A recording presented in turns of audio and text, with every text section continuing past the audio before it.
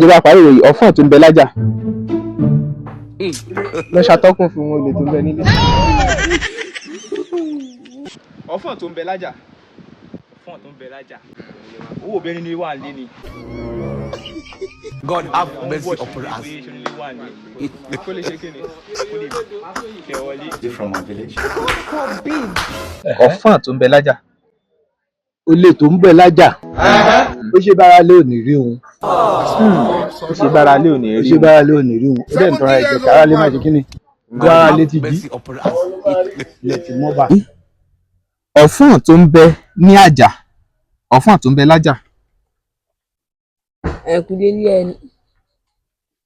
Ló ṣe kíni? Ló ń gbé. Please for your school fees to go and learn. Ló ń gbé.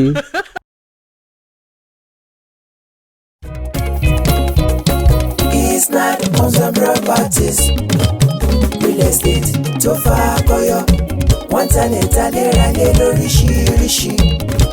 It's not limited, you are too much o.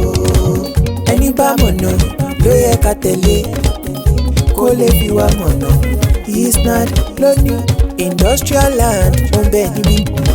Bẹ́ẹ̀ fẹ́ ṣe commercial farming ẹ má bọ̀ wá. Àní bẹ́ẹ̀ fẹ́ ralẹ̀ láti ṣe real estate. Àbò òfẹ́ ni mọ̀ nípa bọ́ tí í ṣe. Ìrọ̀rùn ló bá dé nílé iṣẹ́ tiwa. It's not homes and properties ó táwọn yọ ẹjọ́. Ilẹ̀ fún ilé gbígbé ń bẹ lọ́pọ̀ yanturu. Bẹ́ẹ̀ bá wà dòwò pọ̀ pẹ̀lú ìfọkànbalẹ̀ ni. Torí agbóhùnjẹjọba tójó lóòótọ́. Torí náà let's build future through real estate. Jẹ́ngbọ́ it's not homes and properties.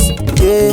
Real estate tó fà kọyọ, wọ́n talẹ̀ ralẹ̀ lóríṣiríṣi. Tó jójúlówó, it's not limited, you are too much o.